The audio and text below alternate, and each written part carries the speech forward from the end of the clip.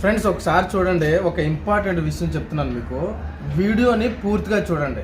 కొంతమందికి రెడ్ స్నాపర్కి పండుగప్పకి తేడా తెలియట్లేదు.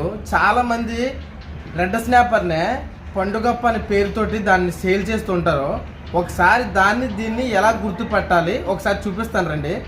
ఇది రెడ్ స్నాపరు. మా వాళ్ళైతే ఎర్రగొప్ప అంటారు. ఎర్రగా ఉంటుంది కాబట్టి ఎర్రగొప్ప అంటారు.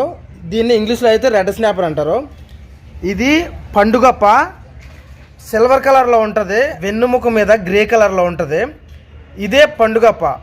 దీన్ని అయితే ఇంగ్లీష్లోనే బర్రాముండి అంటారు. క్లారిటీగా చూడండి రెండు చేపలకి ఎంత వ్యత్యాసమో. కొంతమంది దీన్ని పండుగప్పని అమ్మేస్తుంటారు. ఇది ప్రైస్లో చాలా తక్కువగా ఉంటుంది, ఇది ప్రైస్లో చాలా ఎక్కువగా ఉంటుంది. దీనికి దానికి 2 times ఎక్కువగా ఉంటుంది ఈ చేప అంత ఖరీదు ఉంటుంది. ఇప్పుడైతే నా దగ్గర చిన్నది ఉంది, పెద్దదైతే లేదు. ఇది 20 kg అబవ్ వరకు పెరుగుతుంది. ఇది 5 kg నియర్లీ పెరుగుతుంది. అంటే దగ్గరికి 5 kg వరకు పెరుగుతుంది. దీంతో పాటు ఈ చేప బ్లబ్బర్ లిప్ స్నాపర్ అంటారు దీన్ని.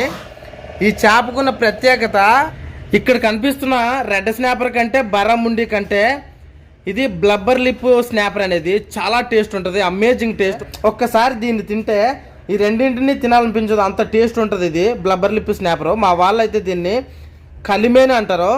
చాలా టేస్ట్ ఉంటుంది. కానీ దీన్ని కూడా పండుగప్పని అమ్ముతారు. అసలైన పండుగప్ప అయితే ఇది.